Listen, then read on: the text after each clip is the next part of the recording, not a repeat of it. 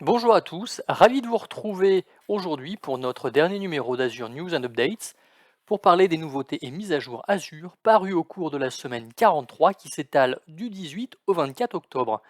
Je m'appelle Arnaud Morvillier, je suis architecte solution cloud et fondateur de la société Grouna dont le but est d'accompagner les entreprises de toute taille au sein de l'écosystème Azure.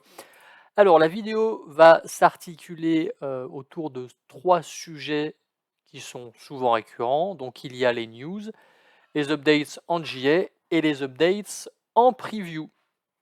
Commençons par les news.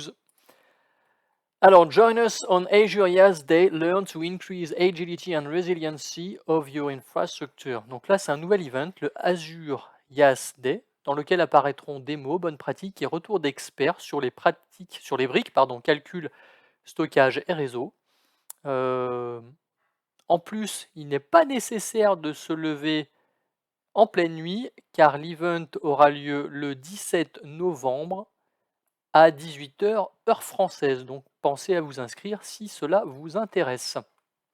Ensuite, 5 reasons to join the Modernize Apps and Data with Azure and Power Apps Free Virtual Event. Donc encore un nouvel event qui débutera le 28 octobre de 18 à 20h30 heure française. Donc celui-ci aura pour sujet la modernisation des applications et des données avec Azure et Power Apps. 5 sujets principaux seront abordés. Alors, les retours d'expérience d'experts Azure et des bonnes pratiques, comment améliorer l'expérience utilisateur via le cloud, pourquoi les clients ont choisi Azure pour mener cette modernisation, il y aura des démos techniques, et enfin le programme Azure Migration and Modernization Programme si vous souhaitez monter dans le train avec Azure. Ensuite, The Enclave Device Blueprint for Confidential Computing at the Edge. Alors, ce billet parle de la sortie de Enclave Device Blueprint, qui est un projet qui regroupe méthodes, bonnes pratiques, afin de simplifier le build et le delivery des applications confidentielles. Alors, on parle de build, mais aussi de delivery sur les devices enclavés qui se trouvent par exemple dans le Edge Computing. Alors, pour rappel, le Edge Computing, c'est le principe de traiter les données non plus dans le cloud, mais au plus près des sources de données que peuvent être les objets connectés. Ensuite, join us at NAFEMS World Congress to learn more about Azure HPC and AI Supercomputing. Alors, Microsoft sera présent au congrès mondial NAFEMS, qui est l'acronyme de National Agency for Finite Element Methods and Standards, qui débute le 27 octobre. L'idée est de voir dans quelle mesure Azure HPC et l'IA Supercomputing peuvent vous aider dans les phases critiques que sont la simulation virtuelle, l'optimisation, la conception qui nécessitent de grandes puissances de calcul. Donc imaginons que vous construisiez une nouvelle voiture, il y a toujours des simulations à faire, donc voir comment ces Azure HPC et l'IA Supercomputing peuvent vous aider là-dedans. Ensuite, Increase ROI and Business Impact with Azure Machine Learning. Alors là, c'est un petit billet qui explique comment le machine learning va permettre d'augmenter vos retours sur investissement avec certains éléments intéressants, qui sont même fous d'ailleurs. Alors un ROI qui passe de 189% à 335% en 3 ans. L'augmentation de la productivité des data scientists de 25% et des data ingénieurs de 40%. Une réduction de 40% en temps lors de l'onboarding de nouveaux data scientists. Donc, ne reste plus qu'à vous y mettre pour voir si les chiffres avancés sont corrects. Ensuite, Empower an adaptive IT environment with Inside Azure for IoT. Alors, on parle ici de Inside Azure for IT. Perso, je ne connaissais pas. Donc en fait, c'est une série de vidéos disponibles sur le site Microsoft Channel 9 afin de vous accompagner sur Azure. Donc là, il y aura 3 nouvelles vidéos. Donc la première, comment comment connecter vos employés à l'aide de Microsoft 365 et Azure. La seconde, gérer les environnements informatiques hybrides et distribués à grande échelle. Et enfin, la dernière, utiliser DevOps pour créer des applications cloud natives n'importe où. Donc n'hésitez pas à aller jeter un œil sur ces vidéos. Et puis si vous avez quelques minutes, vous pourrez aller consulter les précédentes. Nous avons terminé avec les news. Enchaînons avec les mises à jour en GA. Alors, la première, General Availability Azure Log Analytics in West US 3, Korea South and Canada East. Donc, Azure Log Analytics est disponible dans 3 nouvelles régions que voici. Ensuite, General Availability Azure Spring Cloud Application Health Monitoring and End-to-End TLS SSL. Alors là, il y a deux nouveautés pour Azure Spring Cloud. La première qui est l'intégration native avec ActivityLog qui permet de loguer les opérations dans le journal d'activité Azure et dans Azure Health. Et enfin, la prise en charge des certificats SSL TLS, toujours sur Azure Spring Cloud. General Availability Azure Stack HCI New Feature Updates. Alors, là, il y a un lot de nouveautés sur la partie Azure Stack HCI, qui pour rappel est une solution d'infrastructure hyper convergée. Donc, on y découvre, entre autres, si on va jeter un œil, tac, tac, tac, dans les nouveautés. Donc, il y a une accélération GPU pour les charges de travail s'exécutant sur des VM, une meilleure gestion des CPU en mode cluster, une efficacité améliorée du stockage avec une gestion plus fine. Donc allez jeter un œil si cela vous intéresse pour découvrir l'ensemble des nouveautés pour le mois d'octobre.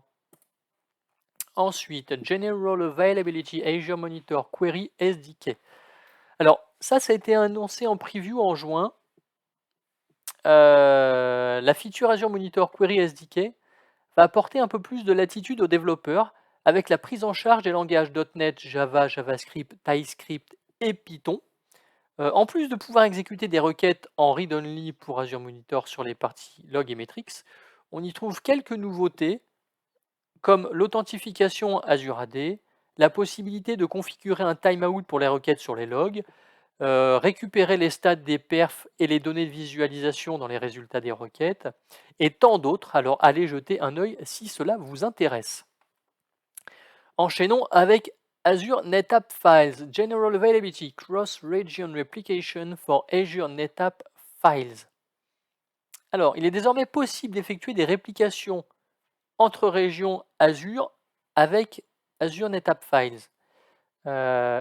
On peut initier la réplication soit avec la région appairée, comme avec la région France centrale et France South, France du Sud, ou alors on peut également initier la réplication avec une des régions qui n'est pas appairée.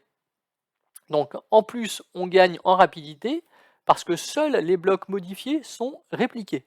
Donc ça permet d'accélérer les opérations tout en réduisant la bande passante utilisée. Ensuite, nous avons terminé. Nous allons passer au public preview.